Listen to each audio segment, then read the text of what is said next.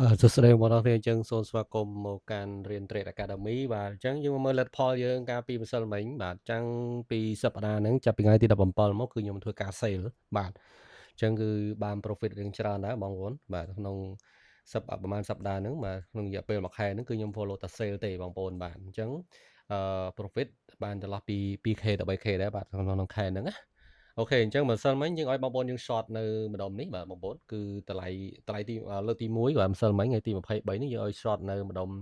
4700នេះ4730ហើយមកដល់លើកទី2យើងឲ្យបងប្អូន short នៅ4720បា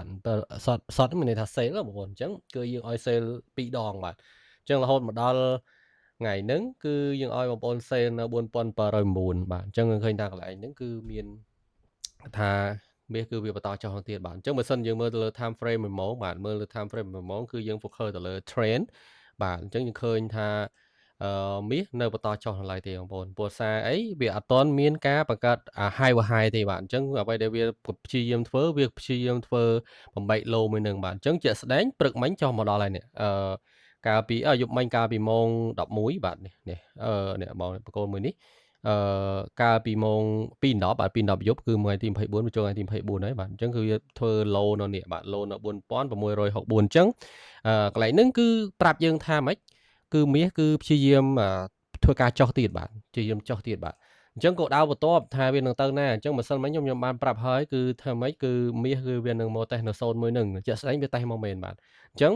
គោលដៅបន្ទាប់ថាវានឹងទៅណាអញ្ចឹងតាមគោលការណ៍របស់ Fibonacci បាទគឺ661ដែលជាគោលដៅបន្ទាប់អញ្ចឹងគោលដៅបន្ទាប់វានៅចុះនៅចន្លោះ4000នេះ640ឬ4650នៅចន្លោះមួយនឹងបាទដែលជា demand បាទជាអតីត demand វាទាំងឡាយនេះវាមាន demand វាធំណាបងប្អូននេះនៅចន្លោះមួយនឹងចន្លោះ4000650ឬ4640ហ្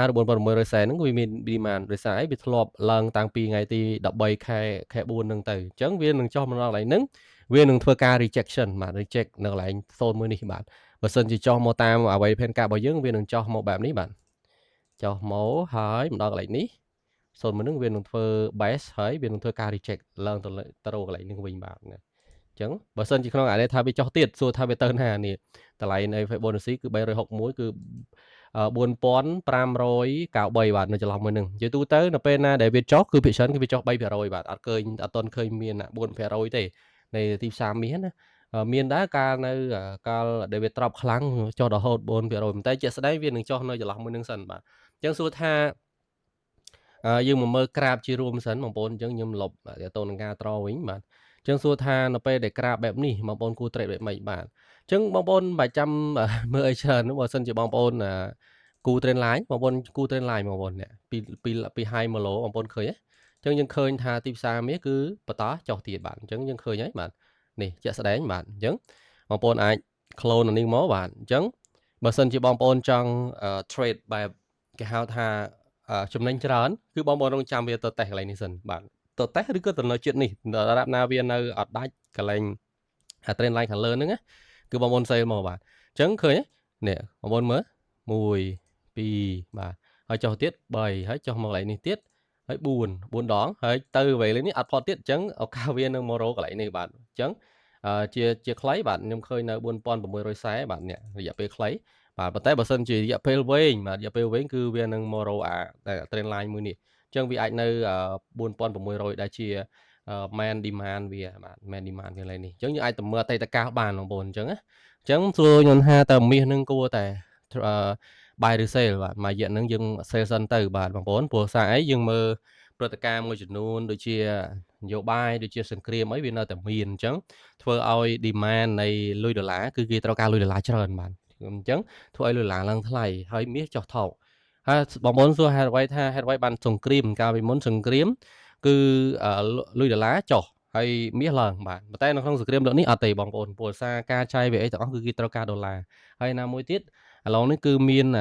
trader ឬអ្នក invest ទៅលើ gold មួយចំនួនគាត់ចាប់ដើមដកខ្លួនទៅ trade លើប្រេងទៅលើ asset ផ្សេងអញ្ចឹងទៅអញ្ចឹងធ្វើឲ្យ volume ឬទំហំនៃអ្នក trade មាសនឹងមានការចុះខ្សោយអូខេអញ្ចឹងនេះគឺសម្រាប់ការខ្ញុំវិភាគក្នុងថ្ងៃហ្នឹងអញ្ចឹងបងប្អូនចាំមើលតើតាមមាសអាចចុះទៅដល់$4640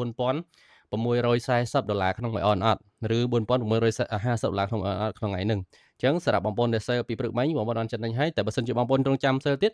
អូខេ4680ឬ4690ហ្នឹងគឺជាឱកាសល្អមួយសម្រាប់បងប្អូនពិចារណាក្នុងការ sale បាទប៉ុន្តែកុំភ្លេចមាន SL ហើយនឹង TP ច្បាស់លាស់ផងណាបងប្អូនអូខេជួបគ្នាខ្ញុំនៅវីដេអូក្រោយអរគុណច្រើន